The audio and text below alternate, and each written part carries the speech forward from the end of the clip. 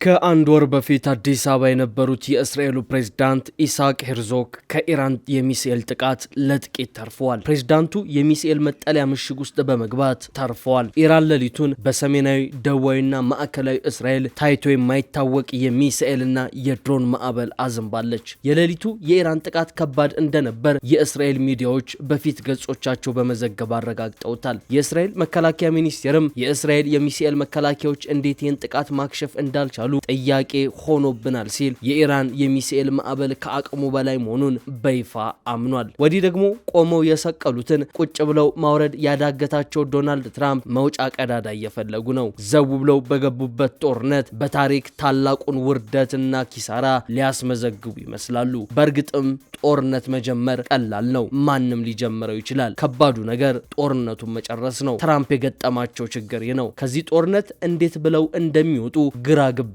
ብሏቸዋል። ይሄ ጦርነት አሸናፊና ተሸናፊ ካለው አሸናፊዋ ኢራን ሆናለች የሚለው የብዙዎች ድምዳሜ ሆኗል። ተሸናፊዋ ደግሞ አሜሪካ። ትራምፕ እዚህ ጦርነት ውስጥ የገቡበትን ምክንያት በአንድ አንቀጽ አድርጎ ለማስቀመጥ እንኳን 3 ሳምንታት ነው የፈጀባቸው። አሁን ደግሞ ከዚህ ጦርነት ያለ ውርደት ለመውጣት ቀዳዳ በመፈለግ ብቻ 2 ሳምንትን እየባጁ ነው። እስካሁንም ቀዳዳው አልተገኘም። ትራምፕ ከዚህ ጦርነት እንዳልተዋረደ መሪ ሆኖ እንዲወጣ የኢራን እገዛ የግድ ያስፈልገዋል። መሬት ላይ ባለው እውነታ ኢራን የተሸነፈች ባትመስልም በፕሮፓጋንዳ ዘመቻው ግን እንደተሸነፈች መስላ ለትራምፕ ማምለጫውን ቀዳዳ መስጠት አለባት ይላሉ የፖለቲካ ተንታኞች። ለጊዜው ኢራናውያኑ ያንን ለማድረግ ፍላጎት ያላቸው አይመስልም። ትራምፕ በትላንትናው ዕለት ወደ ሚዲያ ወጥተው ከኢራን ጋር ጥሩ ድርድር እያደረግን ስለሆነ ለ5 ቀናት ኢራን ላይ የማደርገውን ጥቃት አቁሜያለሁ ብለው ነበር። ኢራን በበኩሏ እኔ የማውቀው ድርድር የለም ስትል ትራምፕ መዋሸቱን በአደባባይ አጋልጣለች። ሁለቱም ወገኖች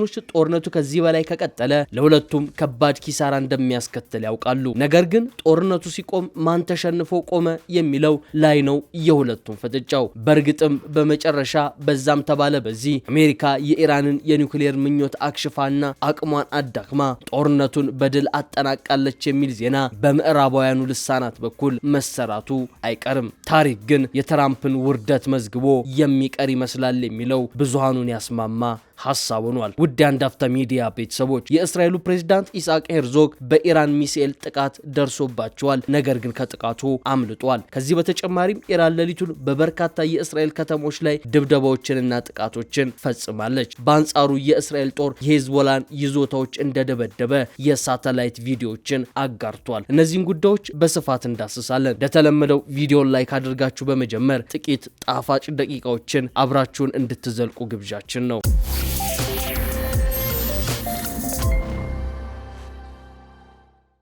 እስራኤል ጦርነቱን ስትጀምር ዘመቻውን ኦፕሬሽን ራይዚንግ ላየን የሚል ስያሜ ነበር እየሰጠችው። ነገር ግን ጦርነቱና ዘመቻው ከተጀመረ በኋላ የሆነው ነገር ለዘመቻው ከተሰጠው ስያሜ ጋር ለየቅል ሆኗል። በዛሬው ዕለት የእስራኤሉ ፕሬዝዳንት ኢሳቅ ሄርዞግ በሰሜን አቅጣጫ በምትገኘው ኪሪያት ሽሞና ከተማ ላይ ጋዜጣዊ መግለጫ እየሰጡ ባሉበት የኢራን ሚሳኤል ድብደባ ተጀምሯል። ይህን ተከትሎ ፕሬዝዳንቱ በመጠለያ ዋሻ ውስጥ ገብተው ለመደበቅ እንደተገደዱ አልጀዚራ በፊት ገጹ ላይ ዘግቦታል። በዚህ ጥቃት እስራኤል በዚህ ከተማ ላይ በፈጸመቻቸው ጥቃት ፕሬዝዳንቱ ለጥቂት አምልጠው ወደ መጠለያ ምሽግ ውስጥ ቢገቡም በርካታ ሰዎች እንዲሁም ንጹሃን እንደቆሰሉ ግን የእስራኤል መገናኛ ብዙሃን መረጃዎችን እያወጡ ይገኛሉ። በተጨማሪም ኢራን ወደ እስራኤል ያስወነጨፈችው ሚሳኤል በደቡባዊ የአገሪቱ ክፍል በሃይፋ ክልል አንድ ህንፃን አውድሟል። ቀደም ሲል የአገሪቱ መከላከያ ከኢራን አቅጣጫ ሚሳኤል መወንጨፉን በመግለጽ አስጠንቅቆ ነበር። የአደጋ ጊዜ ሰራተኞች አንዲት ወደ መጠለያዎች እየሄደች የነበረች ሴት በፍንጥርጣሪዎች ተመታ ጉዳት እንደደረሰባት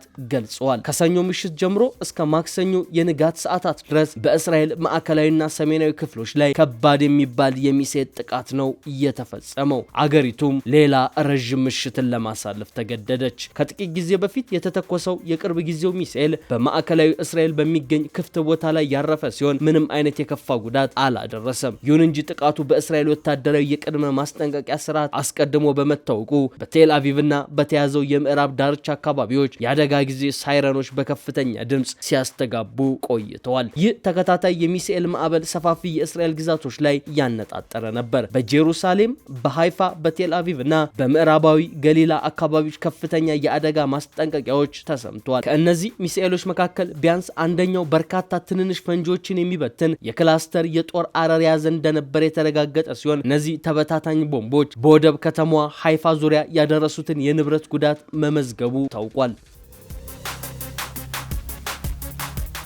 በመካከለኛው ምስራቅ የሚካሄደው ጦርነት አሁንም እንደቀጠለ ሲሆን በእንዲህ መልኩ እስራኤል ከፍተኛ ኪሳራንና ውድመትን እያስተናገደች ትገኛለች። በትላንትናው ዕለትም ትራምፕ በኢራንና አሜሪካ መካከል ንግግር ስለመጀመሩ የተናገሩ ሲሆን ቴሄራን ግን ያስተባበለችው ወዲያው ነበር። እዚህ ጋር ሌላው የሚጠቀሰው ዋናው ጉዳይ ሮይተርስ ያወጣው አነጋጋሪ የምርመራ ዘገባ ነው። ሮይተርስ ባጋራው የምርመራ ዘገባ ቤንጃሚን ኔታንያሁ እንዴት ዶናልድ ትራምፕን ወደ ጦርነቱ እንዲገቡ እንዳሳመኗቸው በዝርዝር የሚገልጽ ነው። ኔታንያሁ ትራምፕን በኢራን ላይ ጥቃት እንዲሰነዝሩ እንዴት አሳመኑ በሚል ርዕስ የወጣው ይህ የሮይተርስ ዘገባ እያነጋገረ ነው። ሮይተርስ በአሜሪካና እስራኤል ጥምረት በኢራን ላይ የተፈጸመውን ጥቃት ውሳኔ መነሻ ይፋ አድርጓል። ጠቅላይ ሚኒስትር ቤንጃሚን ኔታንያሁ ቢቢ ከዶናልድ ትራምፕ ጋር ባደረጉት ንግግር ወሳኝ በሆኑ የደህንነት መረጃዎችና ጥቃቱን ለመፈጸም በነበረው ጠባብ የጊዜ ዕድል ዙሪያ የነበራቸውን ከፍተኛ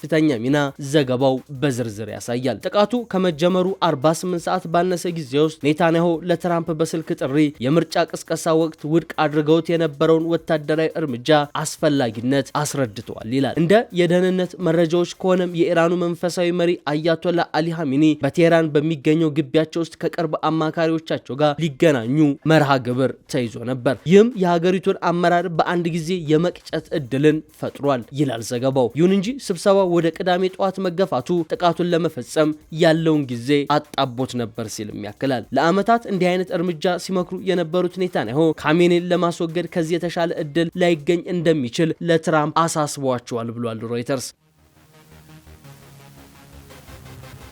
በተጨማሪም እንደ አውሮፓውያን አቆጣጠር በ2024 በትራምፕ ላይ የተሞከረውን የግድያ ሴራ እንደ ምክንያት አቀርበዋል። ትራምፕ ምንም እንኳን ቀደም ብለው በፖሊሲ ደረጃ ወታደራዊ እርምጃን ቢቀበሉም ጊዜውንና የአሜሪካን ተሳትፎ መጠን ግን አልወሰኑም ነበር። ይህ የኔታንያሁ ንግግር እንደ ማንቂያ ሆኖ በማገልገሉ ግን ትራምፕ የካቲት 21 ኢፒክ ፊውሪ ወይም ታላቁ ቁጣ የተሰኘውን ዘመቻ እንዲጀመር የመጨረሻዋን ትዕዛዝ ሰጡ።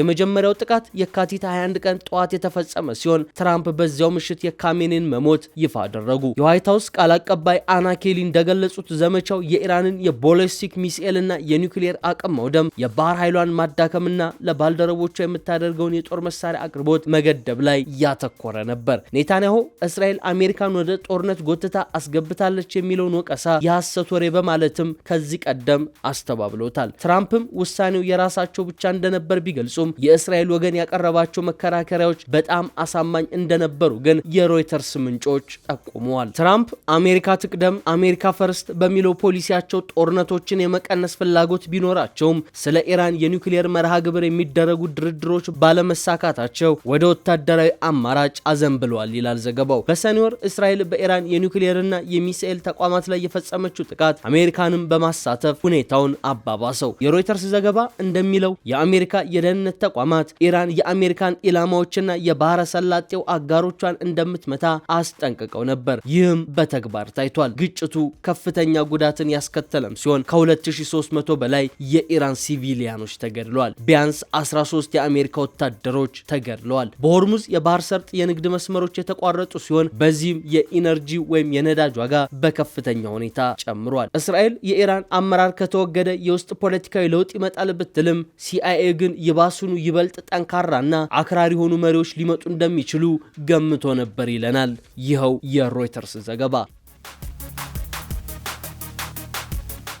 ይህም ግምት እውነት እየሆነ የመጣ ይመስላል የሚለው ዘገባው ምክንያቱም ከካሚኒ ሞት በኋላ ልጃቸው ሙጅተባ ኻሜኒ አዲሱ መንፈሳዊ መሪ ሆነዋልና። ጦርነቱ አራተኛ ሳምንቱን የያዘ ሲሆን የኢራን አብዮታዊ ዘብ አሁንም በአገሪቱ ውስጥ ጠንካራ ቁጥጥር አለው። ምንም እንኳን ስርዓቱ ይናጋል ተብሎ ቢጠበቅም የኢራን የውስጥ ሁኔታ አሁንም በተረጋጋ ሁኔታ ላይ ነው የሚገኘው። ሆኖም ግጭቱ በጂኦፖለቲካዊና በኢኮኖሚ ረገድ ዓለምን አውኳል፣ ዓለምን አናውጧል። ሌላው ይህን ጦርነት እጅግ አስከፊና አደገኛ ሆኖ እንዲታይ ያደረገው ጦርነቱ የቀጠናው አገራትን ጭምር ያካተተ በመሆኑ ነው። በዚህ ጥቃት በርካታ የቀጠናው አገራት የኢራን ሚሳኤል ተጋላጭ ሆኗል። አሜሪካና እስራኤል የካቲት 21 ቀን በኢራን ላይ የጋራ ወታደራዊ ዘመቻ ሲጀምሩ ቴሄራን በፍጥነት የአጸፋ ምላሽ መስጠት የጀመረችው በእስራኤል ላይ ብቻ ሳይሆን ከአሜሪካ ጋር በተባበሩ የባህረ ሰላጤው አገራት ላይ ጭምር ነበር። ባህሬን፣ ኩዌት፣ ሳውዲ አረቢያ፣ ኳታር፣ ኦማን እና በተለይም የተባበሩት አረብ ኤምሬትስ ዩኤኢ ሁሉም ኢላማዎቿ ሆኗል። በክልል ውስጥ የሚገኙ የአሜሪካ ወታደራዊ ሰፈሮችን ከመምታት ባለፈ ኢራን የአየር ማረፊያዎችን፣ ሆቴሎችን፣ የመኖሪያ መንደሮችንና የኃይል ማመንጫ ጣቢያዎችን ጨምሮ የሲቪል መሰረተ ልማቶችን እንደመታች የባህረ ሰላጤው አገራት ባለስልጣናት ሲናገሩ ሰምተናል። የባህረ ሰላጤው አገራት ግን በኢራን ላይ የአጸፋ ጥቃት ከመፈጸምና በጦርነት ውስጥ በቀጥታ ከመሳተፍ ተቆጥበዋል። ይህ ለምን ሆነ የሚለውን በቀጣይ ዝግጅታችን እንመለከተዋለን። አብራችሁን ስለቆያችሁ እናመሰግናለን። ሰላም ለምድራችን ይሁን።